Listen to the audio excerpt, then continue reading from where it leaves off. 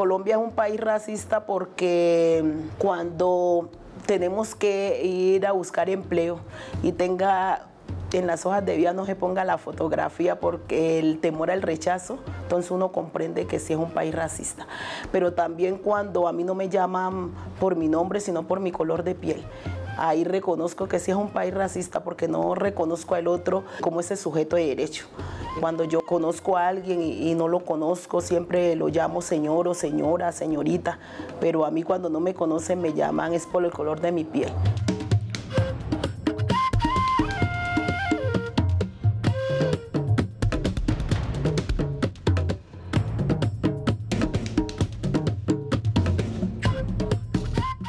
Es un país racista e hipócrita y lo vemos en los ejemplos claros de cada día. Cuando tenemos un futbolista negro que tiene éxitos, entonces es el mejor del mundo. Pero cuando hay un futbolista que falla negro y van todas, ¿no? Ahí sí sale la palabra negro a relucir.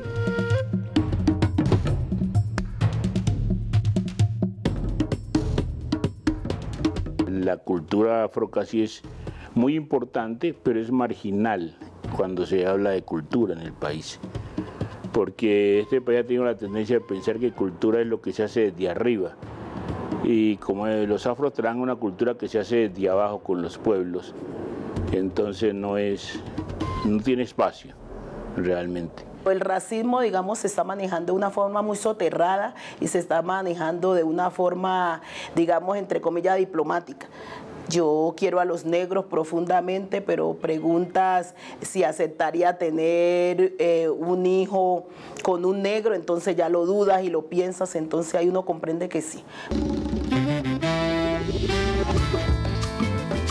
Si tú te das cuenta, en las diferentes entidades son pocos los negros que están. En el gobierno son pocos los negros que están. Y siempre nos han encasillado que los negros en los altos cargos en los gobiernos tienen que ser los de cultura. Nombrar a la doctora Carmen Inés Vázquez Camacho como ministra de Cultura. Y ahora nos dicen que el folclore, como si los negros no fuéramos capaces de estar en una cartera como la de Hacienda, las mismas carteras donde se definan, digamos, presupuestos, pero también acciones concretas. Entonces ahí uno comprende que sí es un país racista. Colombia es un país absolutamente racista, con un agravante, y es que no se reconoce como tal, y tú no puedes cambiar lo que no reconoces. Nosotros tenemos instaurado en nuestro subconsciente que hay unas personas de menor categoría, y en este caso que son las personas afro y que son las personas indígenas, y entonces todo el tiempo en nuestra vida cotidiana estamos actuando con esa idea preconcebida que nos habita.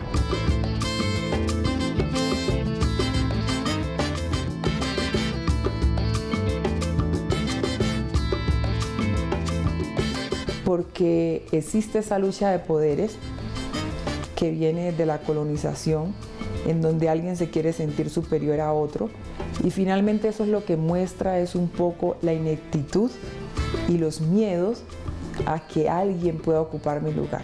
Es necesario entonces que cada uno de manera individual se cuestione y haga conciencia de su lugar de privilegio, y desde ese lugar de privilegio cómo está relacionándose con los otros a partir del estereotipo. Entonces creemos que hay cosas que están naturalizadas o las vivimos como naturalizadas, pero en realidad son actos racistas. Porque el colombiano naturalizó tanto el tema de la discriminación que ni siquiera es consciente de que discrimina. Y entonces nos critican y nos señalan porque siempre cuando queremos hacer pedagogía y corrección de vocabulario que no es adecuado para dirigirse a una persona negra, todo el mundo salta. Ay, mi negrito, ay. Y es verdad, eso, la gente lo está haciendo parte del subconsciente. Y la gente tiene que darse cuenta que tiene que empezar a hacer conciencia de su racismo. Expresiones como, yo no soy racista porque yo tengo un amigo negro. Huepucha, o sea, esta dialéctica que se nos metió en el ADN, que naturalizamos y atropellamos y violentamos lo que es ser negro, tiene que desaparecer del sistema. Si bien a partir de la Constitución del 91 se han venido realizando algunos cambios de políticas, planes, programas de Estado, pues también hay que decir cuáles han sido esos rezagos que con la historia y con las realidades y la actualidad se han seguido manejando en torno al racismo y la discriminación, no solo para los grupos afros, negros, raizales y palenqueros, sino para los grupos poblacionales y los sectores excluidos, marginados y en condición de pobreza de la sociedad, de tal manera que Colombia tiene un camino muy largo y muchos retos para afrontar el racismo y la discriminación, sobre todo en términos de la educación, y pues lo primero que el primer cambio estructural que hay que realizar, por supuesto, debe ser a partir de la educación, a partir de la formación de las nuevas generaciones en unas narrativas de país diversas, en unas narrativas de país de inclusión efectiva.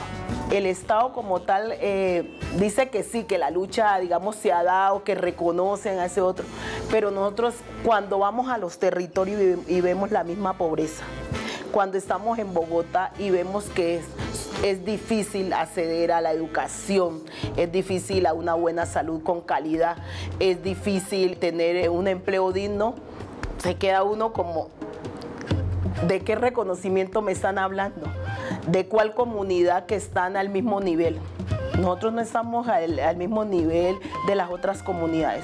La comunidad negra todavía está caminando muy lento, que vamos caminando y vamos, digamos, con paso firme, pero vamos todavía por parte del gobierno, vamos muy lento.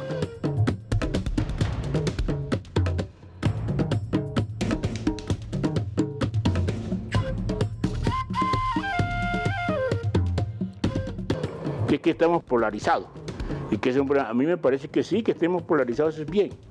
Lo que me parece grave es que no tengamos sentido de cómo transitar a través de las contradicciones. Teniendo contradicciones tenemos que ponernos de acuerdo cómo vamos a transitar sobre eso. O sea, tenemos dificultades contigo. Tú tienes una visión del mundo, yo tengo otra, pero podíamos ponernos de acuerdo en qué cosas podíamos trabajar conjuntamente y no tener que matarnos. O sea, se supone que yo tengo la necesidad de eliminarte, porque seguramente tus ideas también van a enriquecer en el futuro. Pues lo que yo estoy diciendo aquí quiere decir que en el pasado nosotros teníamos cosas importantes y que debían de haberse mantenido y que hoy yo creo que deben de tener mucho más fuerza que en el pasado. Porque si tú revisas, la crisis del mundo es en todos los niveles. O sea, no es una crisis meramente política ni económica, sino una crisis de todos los niveles, ética, estética, moral. Cuando tenemos un pelado o una pelada de las regiones educada con un sistema educativo y con unos docentes que tampoco han sido cualitativamente bien formados, pues lo que vamos a tener es un pelado que si llega a ganarse un cupo en una universidad pública, pues la brecha educativa que va a tener es muy grande, si es que logra terminar la universidad, por ejemplo. Nosotros estamos teniendo unos índices muy bajos, por ejemplo, de lograr ese tránsito de pelados del bachillerato a la universidad. De 10 pelados nos llegan 2 a la universidad. Todavía no tenemos cifras, por ejemplo, de cuántos logran permanecer, porque hay muchos desertores. Eso se traduce en los retos. Los retos tenemos que leerlos a partir de las causas del racismo y de la discriminación, finalmente.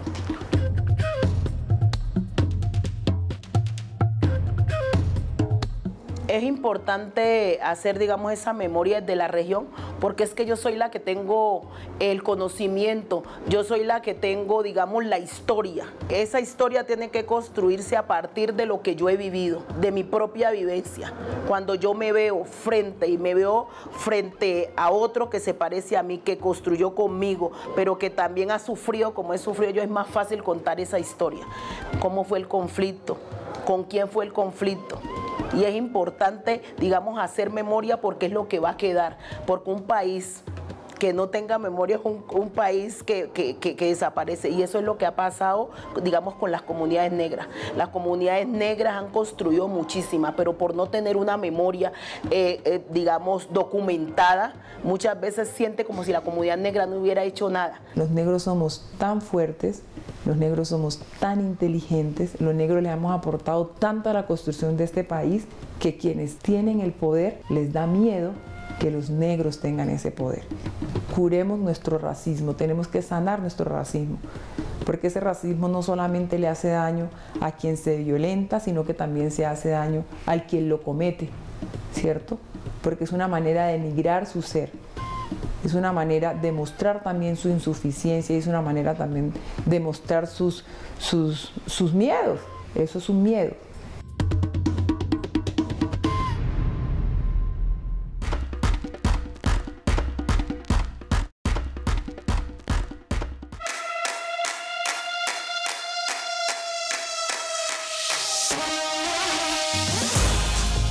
Los jóvenes, ¿por qué no se quedan en la región?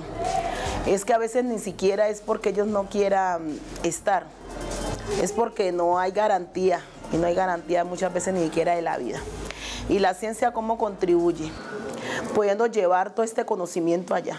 Nosotros carecemos en las regiones de todo y toca salir a buscarlo en otras regiones. Colombia ha cometido un error muy grande y es no promover las cosas internas, y eso mismo ocurre en las regiones. O sea, nosotros tenemos temas por trabajar muchísimos, pero también tenemos recursos muy valiosos que, como los tenemos a diario, los naturalizamos y por lo tanto no se aprovechan de la manera que se pudieran aprovechar.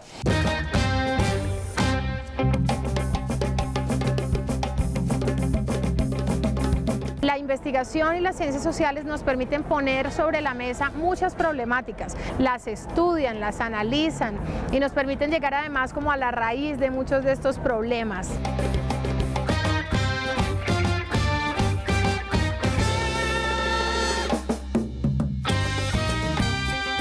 Cuestionan también nuestra cultura. Entonces es fundamental que desde la academia se estudien estas situaciones, se generen artículos, se generen investigaciones, se generen libros que nos permitan conversar, que nos permitan sacar a la luz estas situaciones que vivimos. Y es que nosotros tenemos que integrar la innovación y la investigación al desarrollo local, al desarrollo endógeno, a generar conocimiento que realmente nos permite empezar a potencializar los recursos que tenemos en el territorio. Si, digamos, los encargados, el Estado como tal, llevaran a las regiones todo el conocimiento, llevaran a las regiones otras formas, seguro que nuestro joven no saldría. Nosotros tenemos dificultades, porque algunos negros afro logran sobresalir, pero ellos no piensan que podían hacerlo también juntándonos como comunidad. La sociedad está montada sobre el éxito individual, no se concibe el éxito colectivo. La educación, uno de los problemas que tiene, que me parece a mí delicado, es que te habla de competencia, y tú eres competente y sales por encima de los otros. Tú no eres competente porque eres más colaborativo, porque formas más equipos de trabajo, porque quieres salir con todos tus compañeros adelante, sino que si tú sales adelante, ese es el que vale. Si Colombia tiene un rezago grande frente al tema de ciencia y tecnología, en infraestructura, en recursos humanos, etcétera, pues las regiones tienen mucho más, porque a veces no encontramos ni siquiera un laboratorio chiquito para hacer una prueba de caracterización. Y esto, pues claro, esto tiene un impacto y una implicación profunda en el desarrollo de las regiones, porque cuando no tienen las cosas a manos, pues siempre va a generar mucho más estrés y muchísimo más desgastes, tanto físico como emocional, de tener que hacer todo por fuera, ¿cierto? Tenemos regiones en el Pacífico que nos conectamos solamente a través de lanchas que no viajan todos los días, ¿cierto? Se conectan también a través de transportes de animales. Entonces todo esto va generando un cúmulo de barreras que no ha dejado que las regiones crezcan. Nosotros no necesitamos una mirada de mendicidad, nosotros necesitamos una mirada de oportunidades y de revaloración del territorio. En la medida que vayamos ganando en identidad, vamos ganando en literatura y vamos ganando en narrativa. Desde lo urbano hay muchas formas de expresar la palabra. La palabra no toda es poética. Y nuestra gente, la gente negra, afrodescendiente, raizal y palenquera, de tanto estar en silencio frente a las voces del resto de los escritores y escritoras, nos hemos tenido que resetear e incorporar a los géneros nuestras propias visiones enriquecidas. Hemos ido a muchas regiones a provocar las narrativas, sobre todo en un programa que hemos hecho que nos ha convocado OIM IPA, Pido la Palabra.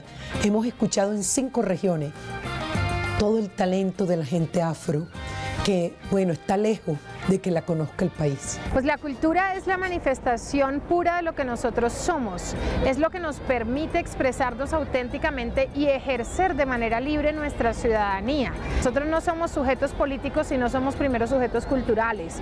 ¿Sí? Nosotros no podemos, digamos, ejercer un oficio si no viene de nuestra cultura, si no viene de nuestra autenticidad y de lo que nosotros somos. Nosotros no podemos sanar las heridas que nos ha dejado, por ejemplo, el conflicto, si no reconocemos eso que nosotros somos y de dónde venimos, que es nuestra identidad y nuestra cultura. Entonces, aunque lo hemos hecho históricamente en el país por otras vías, la vía natural debería ser la cultura.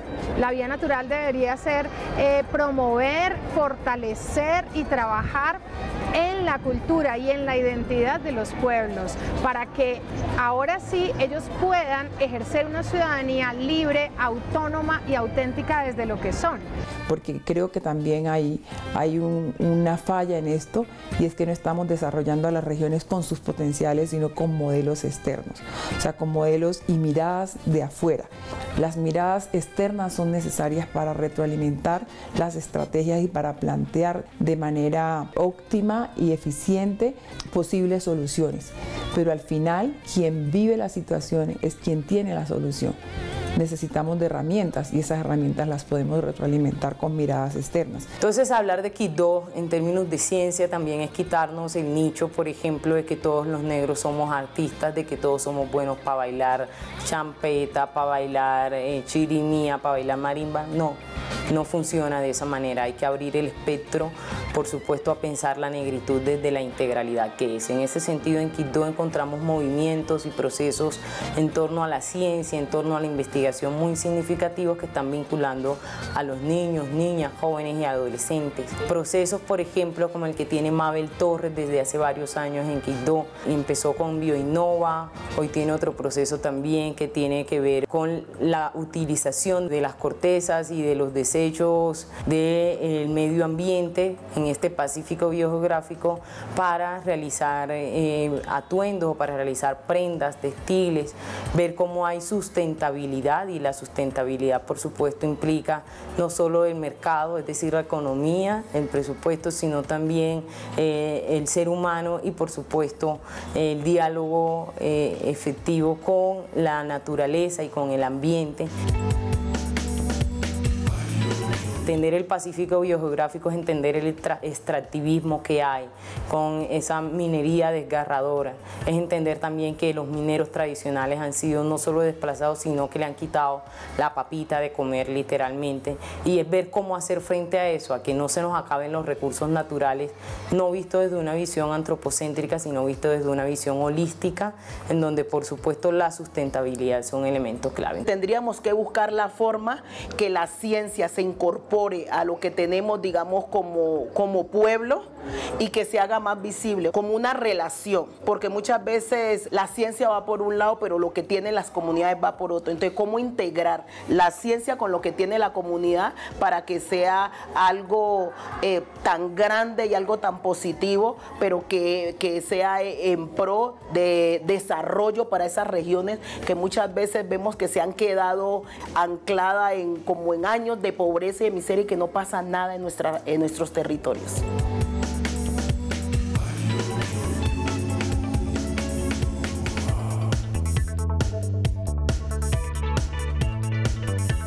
No somos un territorio pobre, por el contrario, somos un territorio muy rico que se ha empobrecido por esa visión de asistencialismo y por esa visión de lástima que se tiene frente a lo que puede dar la gente para desarrollar sus propias estrategias y generar dinámicas que sean acorde con la idiosincrasia, con los modos de vida, ¿sí? O sea, hay visiones de desarrollo distintas en el territorio que están más relacionadas con el bienestar que con los bienes materiales.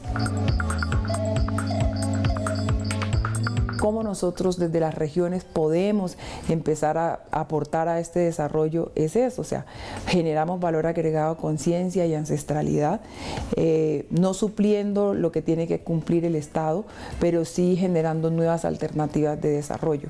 Pero eso necesita también una visión muy amplia de territorio para poder apropiar ese conocimiento y para poder usarlo para implementar alternativas que generen dinámicas sociales, económicas y ambientales propias a la región.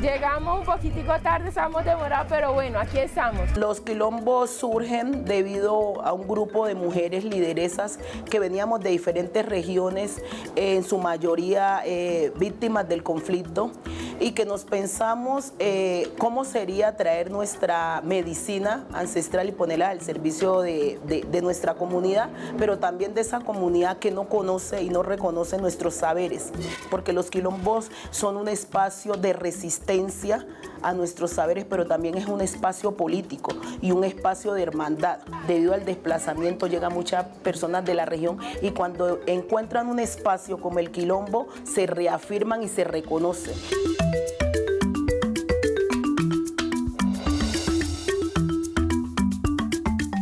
Las tradiciones, ¿cómo se conserva? Primero, estas mujeres que son nuestras parteras, las mujeres sabias, debido al fenómeno del desplazamiento, ellas llegan a una ciudad como Bogotá y se estaban muriendo de tristeza porque no sabían hacer otra cosa, simplemente traer hijos al mundo. Pero también esas mujeres que debido a este mismo fenómeno llegan a la ciudad, quieren mantener intactas sus tradiciones porque ellas vienen con estas prácticas. Mujeres que en Buenaventura, Chocó, Cauca, Nariño las atienden a través de la partería. La vida me llegó a ser partera. Primero, desde que empecé a tener mi familia. Y entonces ya cuando yo tuve mi primera hija, yo tenía 2 tías, 2 hermanas de mi mamá que eran parteras. Entonces ellas al ver cómo yo trataba a mi niña, cuando iban a partear a otra compañera, daban para que las acompañara, para que yo mirara. Enseguida nosotros allá en nuestro campo, nuestros profesores son nuestros ojos. Entonces pues yo miraba ya cómo trataban a las compañeras, cómo la mimaban a la hora de que estaban en el trabajo de parto y cómo ya recibían el bebé y así sucesivamente así aprendí. Cuando ellos encuentran un espacio como el quilombo, donde encuentran a su partera, donde encuentran a su sabedora, ellas dicen, desde aquí es que queremos que nos atienden, porque muchas veces el sistema con las comunidades negras es fuerte y no reconocen, digamos, estas prácticas y hacen que estas mujeres muchas veces se sienten revictimizadas porque tenemos unas formas propias, digamos, de llevar nuestro embarazo.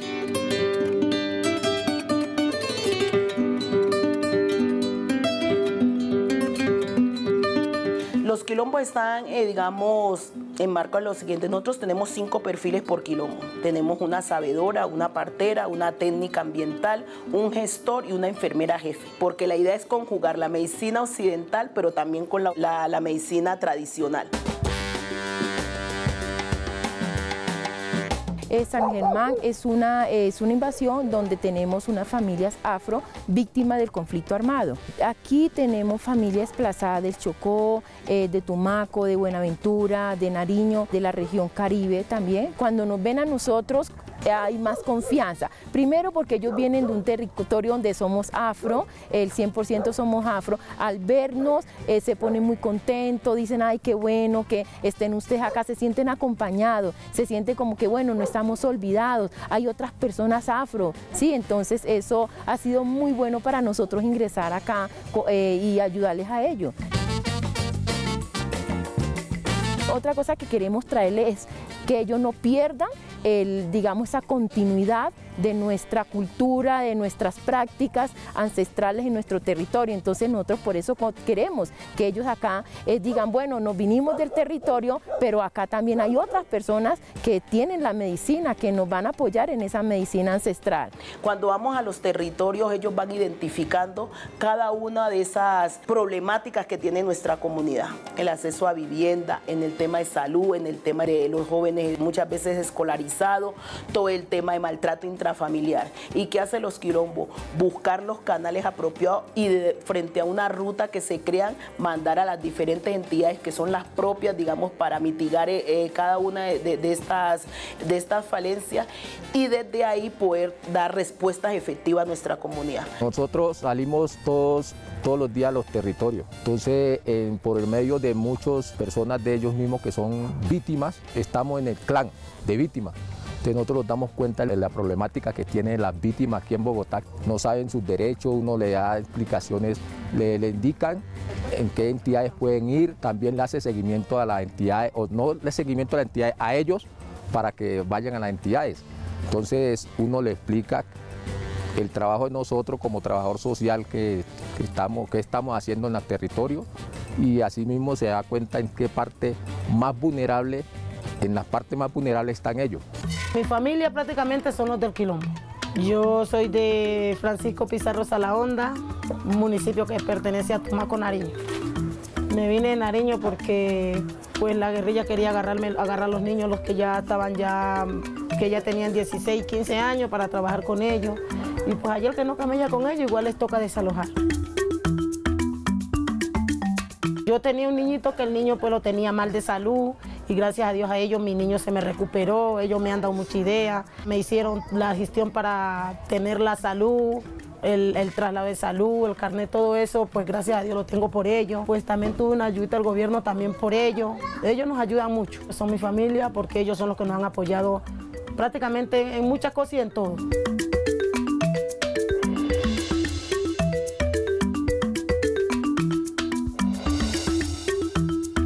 Lo más importante es que llegamos directamente al territorio y nos encontramos con nuestras comunidades con todas esas limitaciones que tienen, pero que nosotros de una u otra forma buscamos bajarle un poquito, digamos, a esos niveles de pobreza y muchas veces de miseria que encontramos, digamos, en los cordones donde se ubica casi la mayoría de nuestras comunidades. Pues con Naila, pues ahorita estábamos haciendo, era como el seguimiento de la huerta que hicimos, en general lo hicimos con todas nuestras familias, pero Naila es la que la mantuvo, que ya tiene cebolla, remolacha, cilantro, hierbabuena, y que también a ella le sirven porque ella los utiliza, digamos, para sus comidas o algunas tomas para alguna, digamos, cuando tiene algún síntoma, desde la medicina ancestral, entonces la hierbabuena, la manzanilla, también el llantel, que ella me estaba contando que lo estaba utilizando para hacerle purgantes a los niños cuando lo veía que estaba mal del estómago. Pues me dice que sembró unas papas, pero que ya se las comió y no guardó una parte para poderla volver a resembrar. Entonces en esa parte nos causó un poco de risa porque dice, me las comí todas, y yo como digo, no dejaste una. O sea, lo que más aprendo es que cuando ellos vienen, yo me siento como activa, como alegre, o sea, como que me relaciono junto con mi raza y me siento como más contenta, más cuando ellos me empiezan a hablar de las matas y todo eso.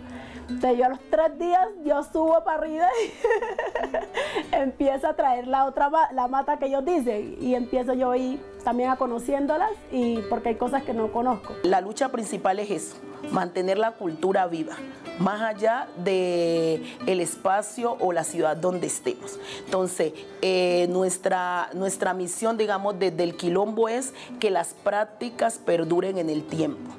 Y si a través de los quilombos, la lucha, digamos, férrea que tenemos es que los quilombos se conviertan en una política, que los quilombos no dependan del político de turno, sino que como cualquier política que se hace en Bogotá, los quilombos permanezcan para poder nosotros permanecer con el legado. Ya, digamos, mujeres en el quilombo que ya pasan los 80 años, ellas están ávidas de entregarnos ese conocimiento y son los jóvenes como esos relevos generacionales que tienen que hacer que la cultura permanezca. Y yo creo que a través de los quilombos lo podemos lograr.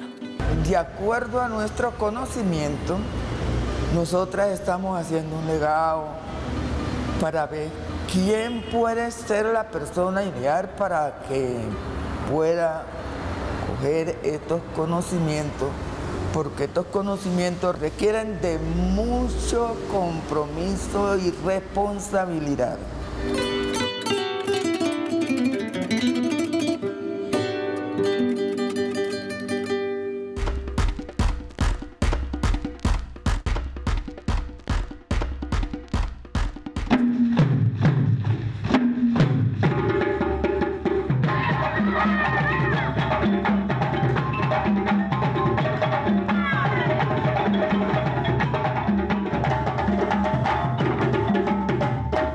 Hay una cosa que es interesante y es que la comunidad afro, los pueblos afro, no ven la danza separada de las otras prácticas artísticas o culturales, ¿no?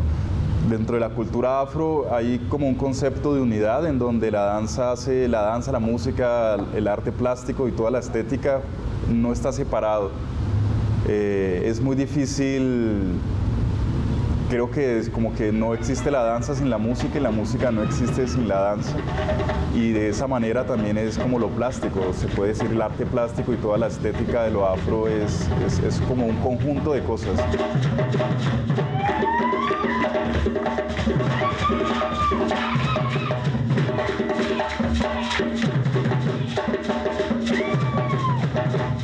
René es un director, coreógrafo, bailarín, pero sobre todo es una excelente persona que ha decidido enfocar su carrera artística y profesional a visibilizar manifestaciones afrodescendientes con un enfoque contemporáneo.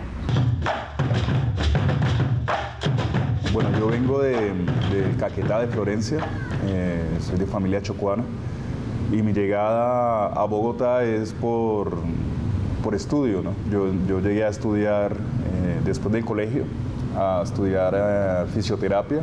Él es una persona supremamente creativa, ¿sí? Todas las propuestas que él tiene son distintas. Yo, en todo el tiempo que he bailado con él, siempre aprendo un paso distinto y son 5 años en donde definitivamente nada es repetitivo, nada es monótono.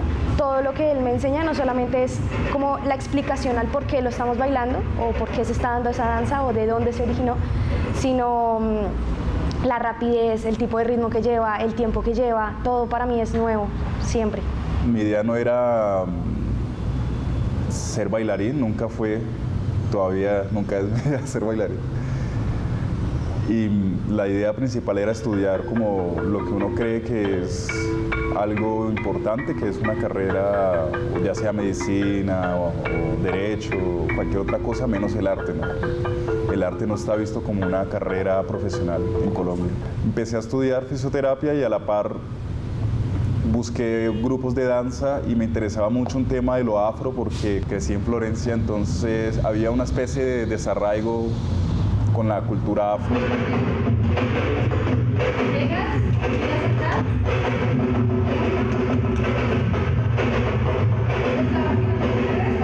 René lo caracteriza como artista, pues su búsqueda un poco de entender cómo las manifestaciones afro tienen cabida en la contemporaneidad. Me parece que es bastante atrevido con sus propuestas y con sus exploraciones y eso es para un bailarín pues también muy retador y muy estimulante. Le imprime un sello muy auténtico, muy sensible y muy humano, sobre todo como a su trabajo y a sus propuestas artísticas. Me interesó como conocer un poco más sobre las danzas y me fui a buscar en el Palenque de Delia. Ella había muerto un año antes, entonces yo estudiaba toda la semana y los sábados era entre el Palenque, la Universidad Nacional, Colombia Negra y lo último en la noche era Tambores de Leguá. Entonces todos mis sábados eran súper bailables. Para mí René es un artista increíble, o sea, para mí es un ser que tiene un enfoque muy interesante porque está rescatando como esas raíces africanas desde la danza, pero también desde lo escénico. Me gusta estar siempre pensando cosas. Y cuando tengo que decir algo, creo que ese es el canal más fuerte para poder llegar, decirlo, es la danza. No la veo como algo vacío, sino como algo con mucho contenido en donde podemos entablar o crear diálogos diferentes a través del cuerpo, de imágenes y de otras muchas cosas. También porque conecto con otras personas y hago de cierta manera sociedad, ¿no? Creo espacios y estoy en espacios en donde se crea sociedad de formas diferentes. Se ve la vida de una forma diferente y se entiende de forma diferente como todo nuestro sistema de comunión o de participación. Ha sido toda una experiencia conocer a René y abrirme un poco al mundo de las danzas y las manifestaciones afro. Yo vengo más como del contemporáneo y ha sido un reto no solo corporal y físico, sino también como de sensibilización frente a este otro tipo de manifestaciones que en algunos, me parece que en momentos no tienen tanta visibilización como otros estilos tipo el ballet o cierto, la danza contemporánea, y me parece muy importante y muy valioso, me identifico mucho con eso.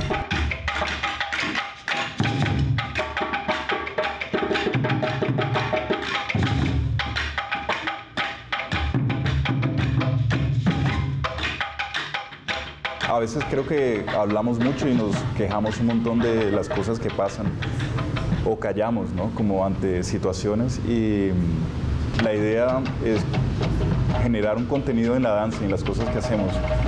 Y para mí ha sido importante que las personas que están o que participan en esas obras de generar conciencia sean las primeras personas que tengan como un pequeño cambio, ¿no? O que tengan una pequeña reflexión sobre las cosas que pasan, para no seguir criticando sin hacer nada. Creo que es un pequeño aporte que hacemos o que hago desde Sarabanda para hablar desde la danza, decir que nosotros también podemos enviar un mensaje y podemos hacer, a partir del cuerpo, crear otro tipo de conciencia y de reflexión. Creo que es complejo ser artista en este país. Siempre los personajes en Colombia no son negros, o somos solamente para el deporte, pero en temas artísticos no estamos ahí, estamos invisibilizados. Es complejo, digamos, tener que decirle a instituciones, tener que llegar a espacios para que te den recursos, para que tú puedas movilizar tu arte, para que puedas transformar, para que puedas buscar tu proyecto de vida de lo que tú quieres como artista. Es complejo en este país. Entonces creo que también hay personas que, como René, que se la han luchado diariamente, que han creído en su proyecto, que han buscado cómo relacionarse con personas para poder crear algo, ¿no? Desde el arte, ¿no?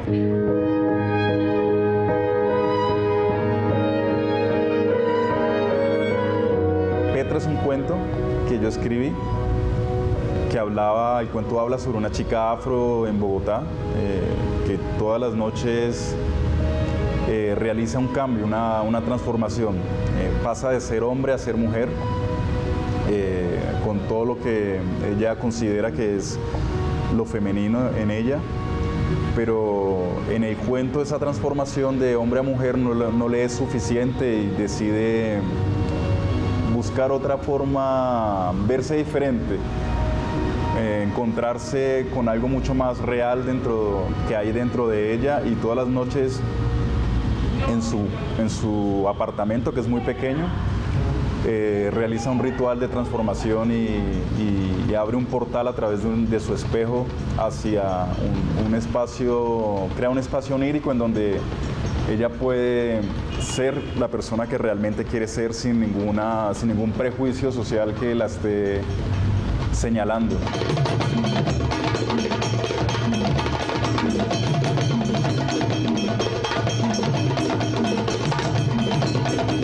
A mí encantó cuando René me dijo de Petra, porque dije, wow, qué interesante, ¿no? Porque Petra es un personaje de una mujer transgénero, negra, ¿no? Y dentro de esa obra, además con la danza, mezclada con la danza y con el teatro y con el performance, también es como cómo la gente puede percibir cómo las personas trans vivimos unas realidades dentro del arte, ¿no?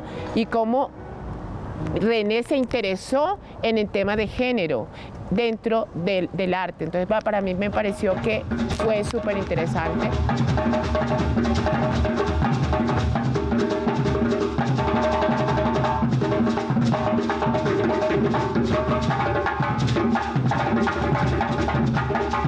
Lo que nosotros hacemos se requiere tiempo y estudio, ¿no? No es que tú llegues como en una hora y hagamos un montaje de 40 minutos o una coreografía, sino que necesitamos un entrenamiento. Cuando la gente ve el resultado final en el escenario, no se imagina que hemos pasado por un proceso largo de preguntas, no solo corporales, sino a nivel personal. Mucha gente piensa que la danza, uno no puede vivir de la danza, como que no está vista como una profesión. Nosotros tratamos de que sea un trabajo profesional, no ganamos mucho, pero más que dinero se ganan otras cosas. Ideal si ganáramos mucho, pero más que dinero ganamos experiencia de vida y aprendizajes que nos hacen trascender mucho más.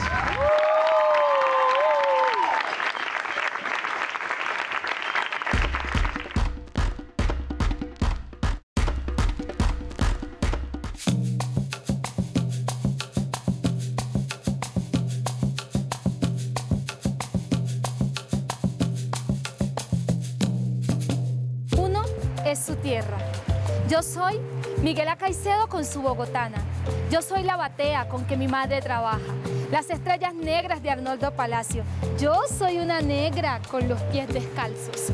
Uno es su tierra y yo soy el tambor que alegra y retumba en el bunde. Yo soy esos cuentos que hablan de endunde. Soy las aguas bellas del río San Juan. Para nosotros la literatura afrocolombiana, negra, raizal y palenquera ha sido necesariamente un ámbito de resistencia, en muchas ocasiones un ámbito de permanencia en el territorio.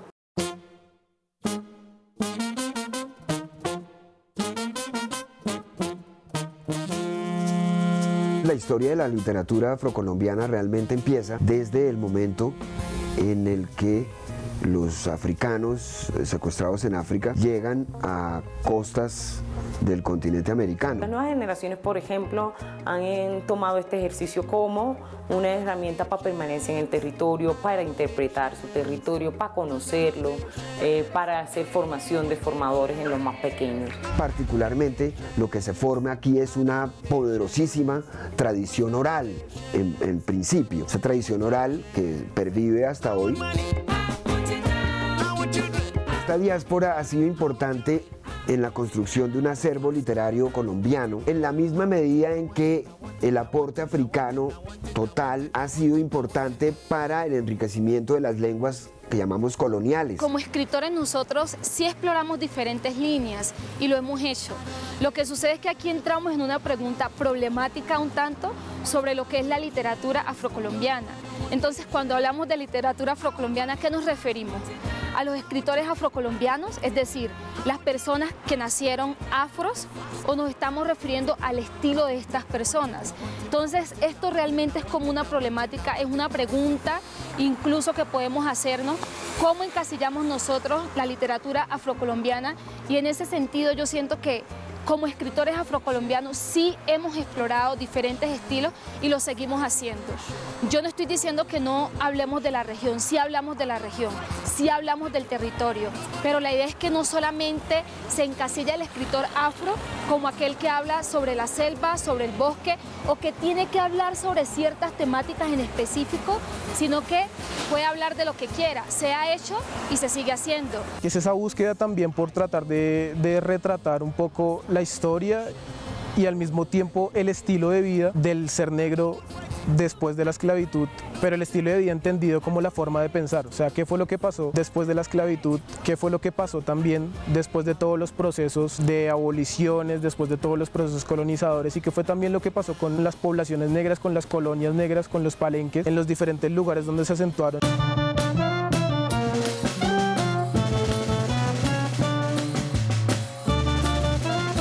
Lo que caracterizaría a estas literaturas, la riqueza que recibe de su tradición oral, que se traslada, se trasluce en la expresión escrita. 2, el respeto por la narración local de lo que sucede en el propio patio. También tiene un muy importante contenido y tradición de expresión de comentario social y político.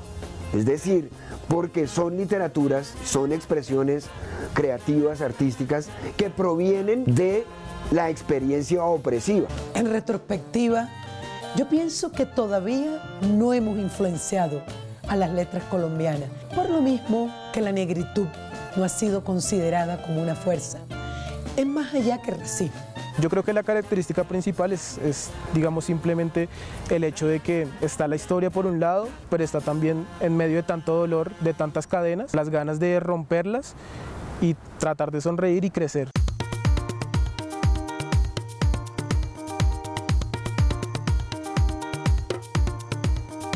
Hacia finales del siglo XIX hay un gran poeta, gran poeta, escritor, traductor, editor, un tipo muy importante, se llamó Candelario Beso. Su obra y su figura y su influencia fue rescatada para bien de la comunidad nacional. Cuando se habla de literatura fundamentada, me parece que Arnoldo Palacios es clave en la discusión, murió de hecho hace poco. Manuel Zapata Olivella fue el editor y creador de una de las más importantes publicaciones literarias del país, al lado de otras muy importantes como la revista Mito, otras, que se llamó Letras Nacionales. El mayor escritor que hemos tenido aquí en Colombia de la comunidad negra es Manuel Zapata Olivella. 32 novelas, que yo he dicho y he insistido que eso debía ser parte, componente importante de la academia, que hayan de estar en todos los centros educativos. Estos escritores no se encuentran en el canon, es decir, no se enseñan, no se transmiten, sus aportes no se reconocen en los sílabus del currículo estudiantil. O sea, no estudiamos a Zapata Olivella en la escuela ni en el colegio, ni mucho menos en los altos estudios universitarios. Puede que se hayan hecho editoriales y puede que se hayan hecho publicaciones, pero me parece que si esas publicaciones se hacen sin un proceso pedagógico donde la gente realmente los conozca y los apropie, pues no van a servir de nada porque se van a quedar empolvados en las librerías públicas, como pasa con la biblioteca, como pasa con textos, poemas de literatos que la población negra sabe que son grandes literatos, sabe que son grandes poetas, pero no el país en su complejidad. Si no leen a los grandes escritores africanos, pues menos nosotros. Entonces casi la literatura nuestra funciona mucho en textos entre nosotros. Por ejemplo, el Cía Martán Góngora es un gran poeta. Fue miembro de la Academia de la Lengua en Colombia. Los textos de él, 3.000 tirajes, para una población de 40 millones de habitantes, que son 3.000 números. Tenemos una gran cantidad de poetisas en la Universidad del Valle, aquí en Bogotá mismo. ¿Qué publican? Sus publicaciones no son sino de 1.000 números. No hay un espacio para que estas publicaciones se conozcan. Entonces no hay un estímulo para seguir produciendo.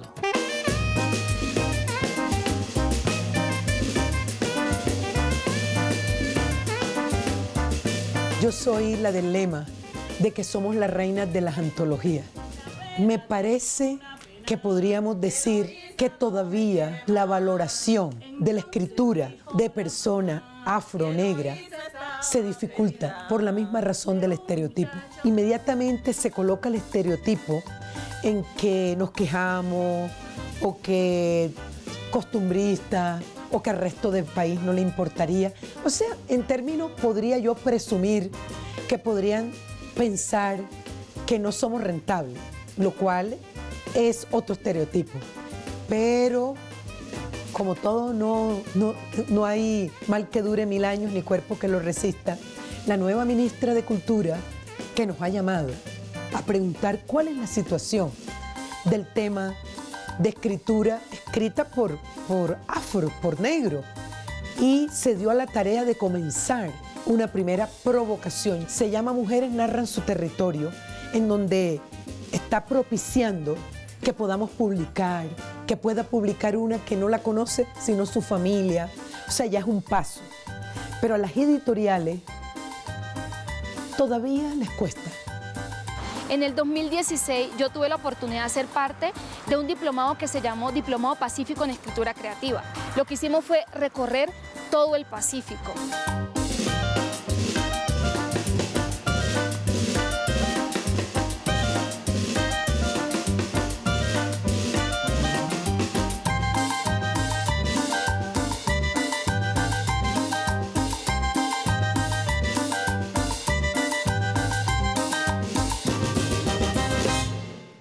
Y tuvimos unos talleres de escritura con Juana Álvarez y Juan Cárdenas.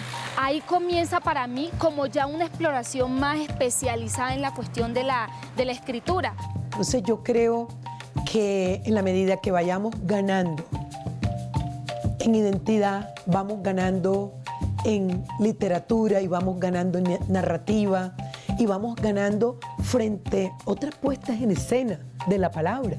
No necesitamos que nos encasillen. Sí, somos afrocolombianos, somos chocuanos o somos de Buenaventura o somos de Cartagena, pero lo que hacemos es literatura. Así que no disimulen llamándome de color, diciéndome morena, porque negra es que soy yo.